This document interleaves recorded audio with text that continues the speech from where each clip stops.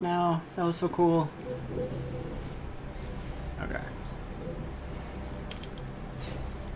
Let's catch up on this. The cold calculating jack. Oh yeah, Matkina. Kasmine and Mayon described Matkina as pale-skinned and very, very dangerous. She is known in the city as the White Death. Matkina was most recently sighted in the underbelly, so the people in that district might know where she's hiding. Okay. Matkina. It's on. You can try to run. We gon' find you, we gon' find you. So you can run and tell that, run and tell that, run and tell that. Homeboy, home, home, homeboy.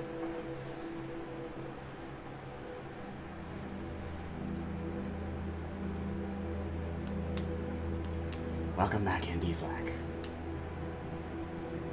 My bot is so nice. Courteous even to me. Okay. Government Square. What's this? Manufactory. Allegern. Allegern's lab. Ah, let's see what he says when I walk up and fucking talk to him with his like rival in my party.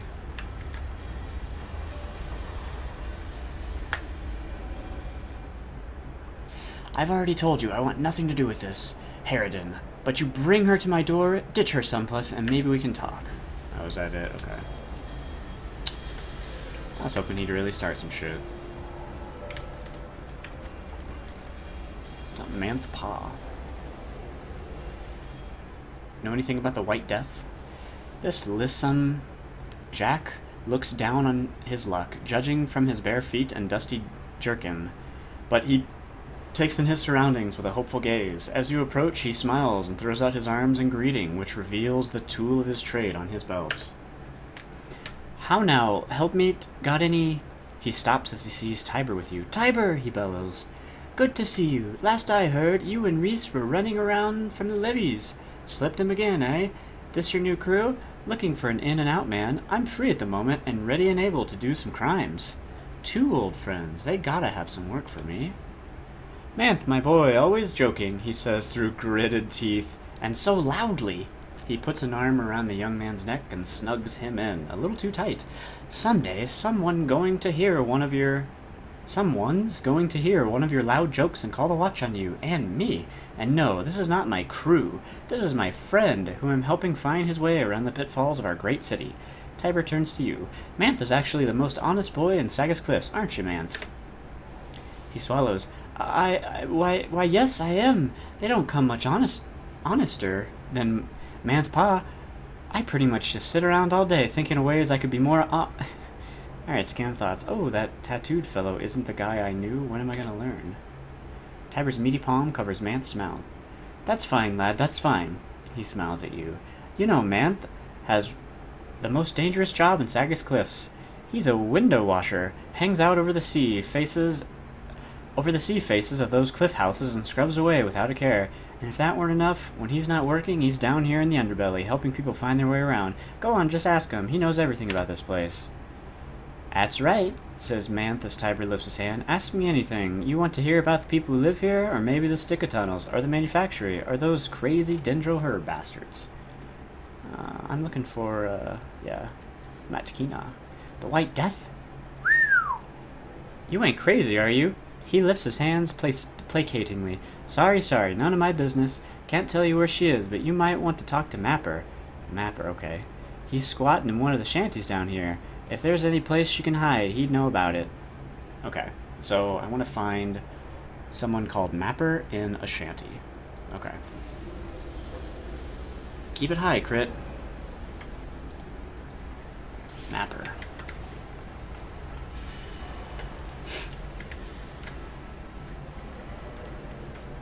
The fuck is this? Like a self-fishing pole? This thin, glowing thread pierces the surface of the water and plunges deep into the black depths, like a white line drawn in shining ink. Examine the line. You try flicking the shining string and your finger goes right through it. Crooked Keith. Could you try catching something for me? I've had no luck today. Besides, everything down here is pretty much stronger than me. Alright, let's try catching something.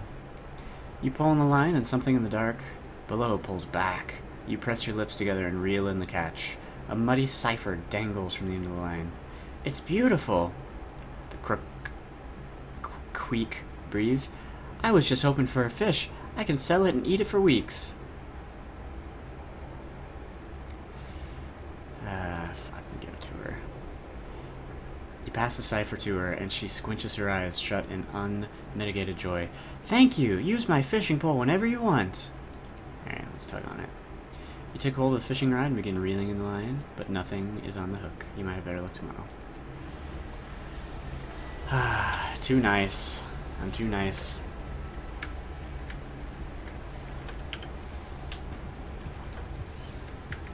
Oh, what the fuck happened here, man? Folsom.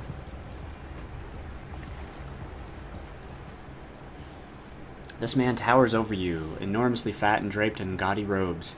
His expression is calm, stern even, as he regards the bloody mess spread across the floor and wall.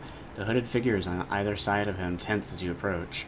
He turns to inspect you, eyebrow lifted, and raises his hand. His bodyguards relax, watching you. In the space of a second, his eyes flick over you. He nods, apparently to himself, as if your presence has confirmed something he expected. What are you doing in the other building, fallen star? How do you know who I am?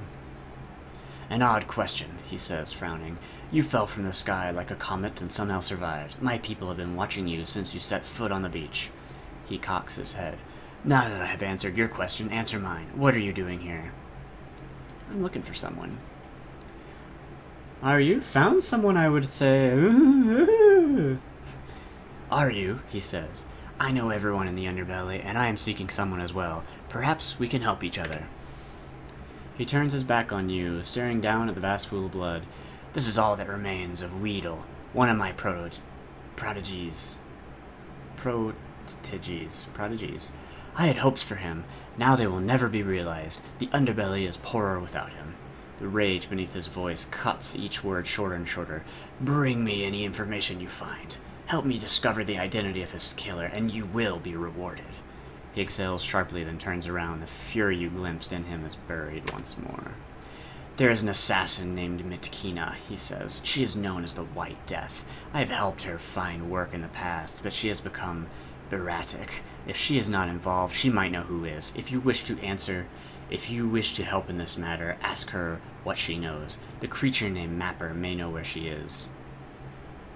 Okay, that's who I was looking for anyway. You can count on me. I hope so, he says. Trustworthy allies are in short supply. Alright. Yeah, let me examine the murder scene. At first, Folsom doesn't respond. He merely stares at you, through you. I will not have you trample through his blood without cause, he says at last. So there had better be one. I don't need your help that badly, godling, he thinks. I know you were grieving for your friend. All I want to do is catch her. He's beyond caring about such things inside of me. How he finds his killer. The murderer may have left behind some evidence. I won't know unless you let me look. He casts a doubtful glance behind him, pauses, then nods. Let him pass when he is ready. He tells the hooded figures at his side. They incline their heads. Okay. What did I just get? Tide? Man, what the fuck does that tide shit mean?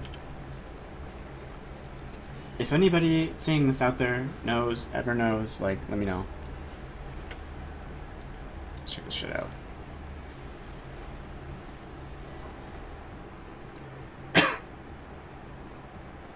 Not much remains of Folsom's former protege beyond a vast, still pool of blood with a skinned hand at its center. A bloody circle is scrawled on the wall nearby. Examine the bloody circle on the wall. Anamnesis. Your hand reaches toward the streaks and bubbles of blood of its own accord. An iron spike drives through your temples. You stand before a blank wall. Sickening purple-black light spills around the corner behind you. This is your temple, and you have been driven into a dead end by her.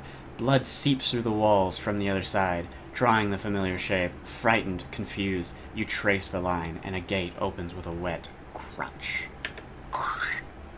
The vision collapses, but the memories are not done with you yet, it seems. Another bulges painfully through your thoughts, closing around you. Surrender to the memory.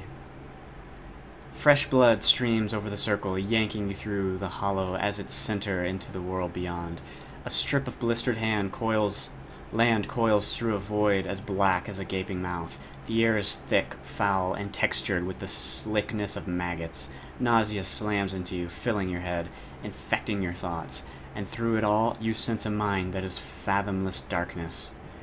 In that fathomless darkness, spilling towards you, seeking, tasting, joyful, hungry. You shove the horrific memory away from you, slamming your mind shut like a door and swallowing the knot of nausea in your throat. After seeing that world, the bloody pool at your feet seems almost mundane. Inspect the hand in the pool of blood. A flayed hand with long, slender fingers lies palm up in the center of the pool of blood. The rest of the victim is missing. You step away. Leave. Circles in red. Oh, I already did this? Yeah. Oh, examine the bloody circle on the wall again. Lord Mystical, you study the dashes and bleeding pinpricks binding the circle. They aren't symbols in any known human tongue, but you sense their purpose. The circle was almost inconsequential. These sigils gripped the shape of it and pushed it through time and space. This was, however briefly, a trans-dimensional portal to another place. Now it is dead. Before you can look away from the circle, a memory bulges painfully through your thoughts, and the memory isn't yours. Surrender to the memory. Alright.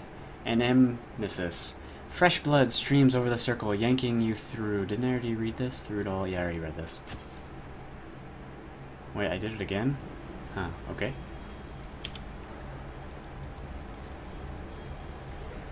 So-called White Death, who's an assassin of some repute. He asked me to question her. A mutant named Mapper might know. Okay. Let's go check him out. A mutant named Mapper. Mappa. There you are. Right there.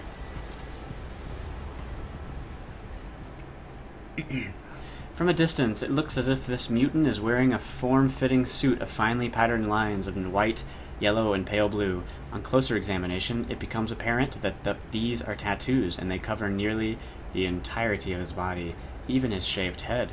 His actual clothes are simple and warm, and his boots look as though they've seen hard use.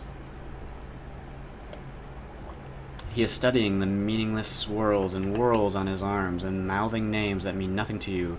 Solvi, Ballant, Ergao, Tentries. When he looks up at you, you see that a strange device covers one of his eyes. A deep blue light shines in its center, and it seems to measure and evaluate you as he focuses on you. He smiles as you approach, a broad, beaming grin that says he considers you a friend already. I'm Mappa, he says, extending his hand. Alright, scan thoughts. A new face. New faces mean new places. I've been everywhere around here. I've found my way into places long sealed and best forgotten. Met all sorts of people. He frowns. Can't say I killed much for some of them, it's true. His voice is fast, insistent, and incisive. Still, I try. The communities of our world are islands of light. Sometimes they wink out, and sometimes they flare up. I want to link them together. I want to be a bridge. Alright. I'm looking for a woman named Matkina. Do you know where I can find her? Matkina, the White Death. I've heard of her. I know where she hides, too. He grins wide, exposing a mouthful of extraordinarily white and clean teeth. I can tell you where she is, but I hate to say it comes with a price. Much as I'd love to talk about my travels, I need to finish a patch on my Sagas Cliffs map, and I need bragging rights for the next time I see the navigators. He shrugs. Also, she might not be happy, I've told. But I might be able to help you find it, for a trade, of course. He drops his voice. Have you ever heard of the Changing God, savior of Sagas Cliffs in times past and so forth? They say he had a sanctuary under the city, a place he used to retreat to and plan for the future while he thought on his past. You know, making possibility maps. The sanctuary is the one important place I haven't seen in Sagas Cliffs, and I need it to fill my map. As far as I can tell, it's not far past the Sticka layer. The problem I'm having is that I just can't make any sense of their language. Maybe you can talk to them. He shrugs disarmingly. It's a hell of a place, I know, but there it is. You want to find Matkina, you'll find the sanctuary for me. God damn it. God damn it, god damn it. Alright.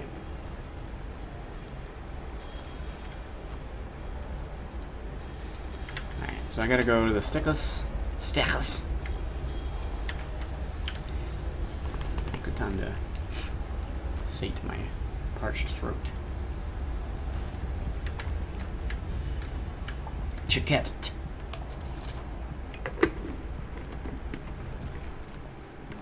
Chiquette regards you silently and then begins its pantomime. The scent of tunnel, grubs, and sharp metal fills the air. As usual, its chittering makes no sense to you. It manages to choke out a few words of truth. What do you want? I'm looking for... Can you take me someplace underneath the city? The Stickus indicates that it understands you, and it pulls some shins from a hidden crack in its exoskeleton. It points to the shins and then points to you. A scent very much like that of baked bread emanates from it, and you understand that you must pay for the privilege. I've heard that the Changing God had a sanctuary underneath the city. Can you take me there? The creature listens carefully to you and then slowly rotates its whole body. Its hands in front of it. Chiquette's odor is that of internal organs, slowly liquefied, a bright and pungent odor. No, it croaks, not humans. Why not? Why not? It considers how to word the phrase, and its eyes are a lambent green in the dim light of the cave. Trust humans. No. Egg thieves. Make fish head grub go away. Maybe talk. Jesus, I gotta do a quest to do a quest to do a quest? Motherfucker. The scent of trapped and stale water reaches your nose. It reminds you of a dangerous situation. I would like to go to the Changing God Sanctuary. It shakes its head. Okay, so basically, let's see. Make fish head grub go away? What the fuck is fish head grub? Okay, well cool, I got an update. Let's just read this here. Okay, the sticker refused to take me to the Changing God Sanctuary. I'll have to find another way to reach it or convince them that I can be trusted. Wait, what? Fish eggs. Something about fish eggs? Also, again, a bummer about the game, like, I can't look at the dialogue, I can't look at what it said, you know what I mean? Can I just talk to it again? Can you take me somewhere? Sanctuary, so what's he say here? It shakes its head and you smell solidifying magma. The aroma reminds you of regret and the knowledge that you should not push further. Okay.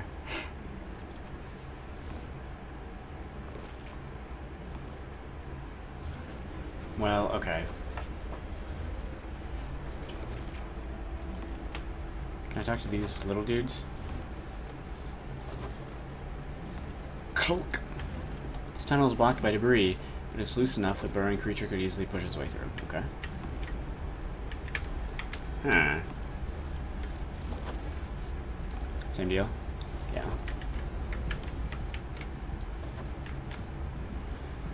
Let's check out this one. Ooh, this one's all fucking maged out, man. Oh, two of them, that's why. Let's go talk to Mappa again. How was it? This guy maybe a fish meatmonger.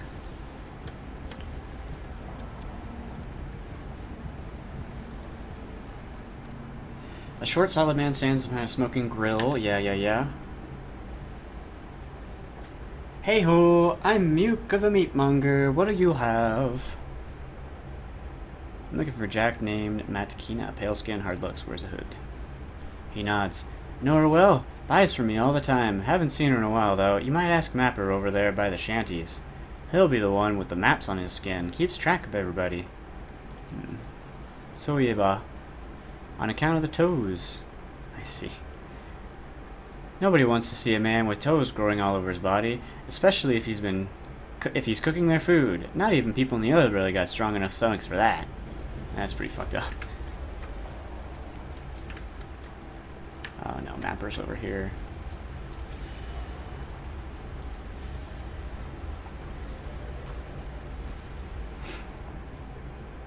Have you found it yet? Do you see with new eyes?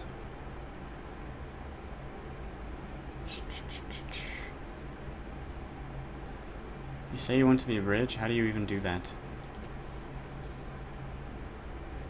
He shrugs, a faint smile on his lips. I travel. I see places. I map them out on my skin, and maybe inside me. I don't know. I mean, the lines change when I look, and they've got to be stored someplace, right? He scratches his bald head, and the lines flow under his fingers. I just need to collect places. I need to know that I've done something. Making maps is all I know. It's all I want to know. Yeah, I want to know that I've done something too. Jeez. Alright, where should I start looking? He blows out from his cheeks. That's a good question, friend. A good question. If I knew, I wouldn't be asking you, eh? All I know is that it's in a void beneath the city.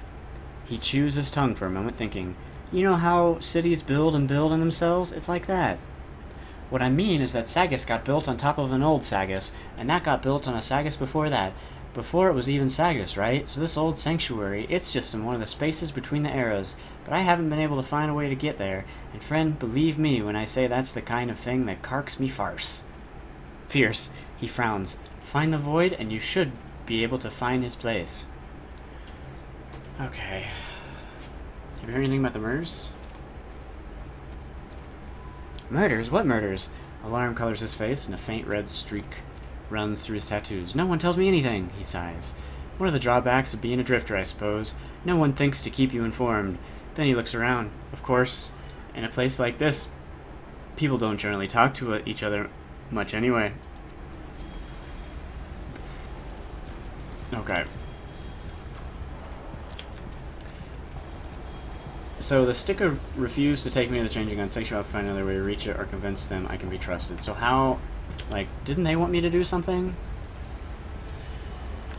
Alright, yeah, shaky foundations. Palii, an agent of the saved families, is trying to stop the sticker from digging into the city. Apparently the creatures are... Okay. Steal all the stick eggs from their lair so the city can use them as bargaining chips. She'll also accept negotiating settlement with a sticker. Okay, okay. Well, maybe if I go tell her to fuck off, the stickers will let me do their thing.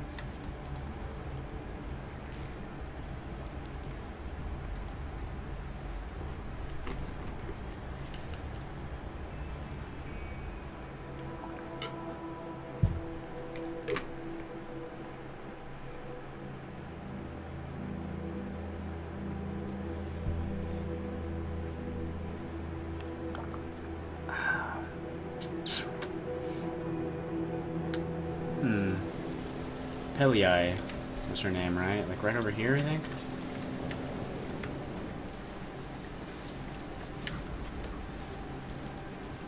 Alright, that's right. They all fucking ran off. Shit. Yeah, an agent of the slave families.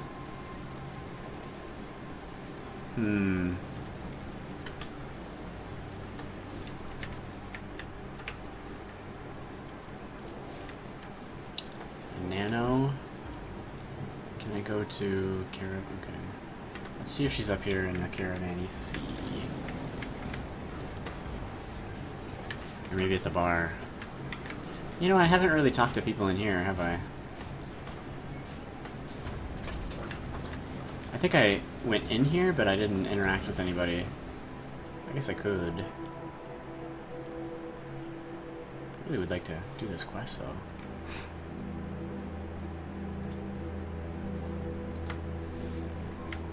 Eggs, Almas, Little Sir Arthur's Adobe. Alright, yeah, we're gonna get to know the locale. Sir Arthur. This man has leather, dark brown skin, and hair as white as the full moon. He peers at you from beneath long strips of eyebrows, sucking on a long pipe that has been made from either segmented wood or the leg of an enormous insect. Whoa. His clothing is blue and formal, like a priest or a professor of some kind. All over him, on his belt, in every pocket, on both shoulders, even hovering in the air around his head, are glowing, chittering devices of all kinds. Let me guess. He sucks from his pipe. A ball of green steam floats away from his mouth.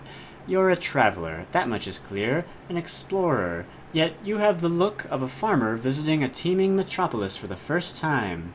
Well said. He taps various relics on his person. Never seen the like, have you? Fortunately for you, I adore educating folks on the subject of the Numenera. I've also traveled extensively and seen much of the world. Go ahead, ask me whatever you would like to know. A metallic bug-like creature perched on the side of his head begins glowing. It crawls into his ear and he pauses as though listening. After a moment, the bug scuttles out and resumes its perch. Gross. He leans forward and lowers his voice. So you're a mind reader, eh? Well, I won't hold it against you, but old Arthur wouldn't walk into a bar of psychics without mental protection, so don't expect to read much from me. Okay. Yeah, let's learn about the world. Of course! Ask me anything you like. I've traveled all over the Ninth World, throughout the Steadfast and beyond. I even know a little about this part of the world, the so-called Beyond the Beyond. I've met explorers of all kinds and listened to countless stories. So, what is it you would like to know? What can you tell me about the Steadfast? Much, my friend, much. Too much, in fact. The Steadfast is a collection of kingdoms and principalities far west of here, all the way at the end of the continent. He blows smoke from his mouth. It forms into a purple ball and drops to, and then through, the floor. It is where the Order of Truth holds sway more than anywhere else. There are several different kingdoms, along which scattered villages and aldeas, but they all swear fealty to the Amber Pope and his Aeon priests. He utters a small growl. The Order requires nobles of the Steadfast to fight against the Gaians, supposedly a cult to the north. I have never been there myself, so I don't know the truth, but it sounds like a waste of lives and resources if you ask me. That's why I keep my laboratory in the southern reaches, as far from the conflict as possible. He sucks on his pipe thoughtfully. Granted, the Order did ask me to leave after several incidents, but I was planning on moving anyway. Ask about something else. What are the Numenera? His eyes light up, as too do the number of devices on his person, though you cannot see why. The Numenera are practically everything around you. We live among the detritus of uncountable civilizations, many of which were more powerful than you or than I can imagine. Everything they left us is the Numenera. Weapons, power sources, medicines, gels, plants, animals. Why, even the very drit in the ground and shins in your pocket are examples of Numenera. So relic basically is a synonym. It's such a broad term that the Order of Truth has categorized the Numenera with terms like oddities, ciphers, and artifacts. Of course, any true student of the Numenera considers these categories too broad still. I have my own distinctions, but that is neither here nor there. He takes a puff from his pipe. In any case, it is the Numenera that power the wonders of the world, from an explorer's estuaries to the datasphere, to the drinks in this very tavern. What's the difference between oddities, cipher, and artifacts? He takes a long puff on his pipe before answering.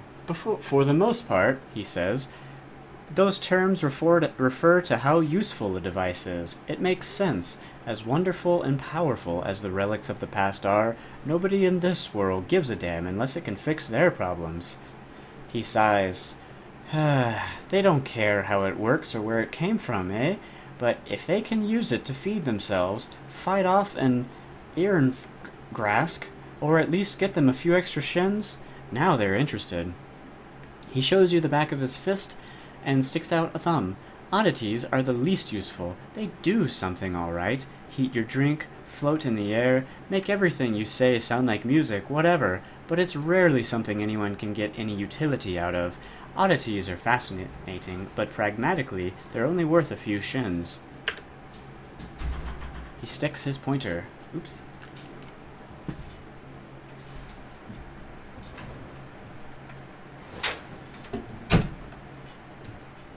He sticks his pointer finger in the air next to his thumb. Ciphers, now those might do anything. Heal your body, shoot a blast of flame, teleport you somewhere safe, and so on. But they're volatile. Whatever they do, they'll do it just once. And if you don't know what you're doing, putting too many together can give you what's called cipher sickness. He puts a third finger up. Artifacts won't do that. That term belongs to devices that last. Maybe not forever, but more than one shot. Alright, so ciphers are one-use items and artifacts are multi-use? Okay. What's cipher sickness? Terrible, just terrible. He sets his pipe down. Ciphers are volatile devices, as I told you. If you know what you're doing, you can separate, insulate, quarantine, thus carrying more ciphers than your average explorer without ill effects. Something on his person starts chirping. He taps his pocket to stop it, but otherwise pays it no mind. But if you carry more than you can handle, those ciphers react in unpredictable ways, draining your energy, wearing you down, or worse. He leans forward, conspiratorially. This one time, I saw a cluster of ciphers bond to each other and gain what I could only describe as sentience. Ripped my assistant to pieces before tearing off into the cold desert. Haven't seen it since. He picks up his pipe and sticks it back in his mouth. It was completely unexpected. I felt bad about this assistant, but well, science and all that. Fortunately, most effects of cipher sickness are temporary, easily cured by simply getting rid of some ciphers. How do you categorize Numenera? Ah, a fascinating question. He sets down his drink and leans forward. I'll give you the brief version because you obviously have places to be. Put simply, I am less interested in how useful a device is than its means of function. He takes a quick puff from his pipe and sets that down as well. Now, the technology of the prior worlds is far too incomprehensible and varied for us to truly understand which civilizations created what, but we can define some basic categories. He counts each one on his fingers. Many devices deal with fundamental forces. Gravity, magnetism, sound, light, even time itself. Automations and created intelligence fall under artificial life. Biotechnology covers a wide variety of Numenera. Many plants and animals that we consider natural were in fact created by prior worlds for some arcane purpose. The bloom may fall under this category. Someday I'll hire a team to find out, but if I can find anyone reckless enough. There are chemical devices, as well as those dealing in various forms of matter, metals, liquids, crystals, and conversions between the three. His eyes light up. The most interesting are also the most esoteric. Nanotechnology, which covers much of what common folk consider magic. Transdimensional tech, that technology related to the datasphere itself. He leans back, reinserting his pipe. But these are just the classifications I prefer. The Numenera defy definition. What is the datasphere? It's difficult to say exactly. At the most basic level, the datasphere is information stored within the air itself. But it's much, much more than that. Several of the prior worlds created similar spheres of knowledge around or throughout our world. Our term datasphere encompasses all of them, the connections between them, and the effects thereof. For example, he lifts a knobbed finger. People talk about glimmers, visions from another place or time. These are actually some portion of the datasphere accessing human minds. Some ciphers, even some nanos, can access arcane knowledge from the datasphere. Why, even so-called telepathy is sometimes two people communicating through the datasphere without realizing it. The datasphere as a subject of research is far too large for several lifetimes. Alas, I have only been able to spend my time delving into devices that seem to use it, but not the datasphere itself, or rather, the various and incompatible networks that comprise the datasphere, perhaps someday. Whew. I'm gonna have to stop there. My throat is just killing me. Jeez. Alright, quick save.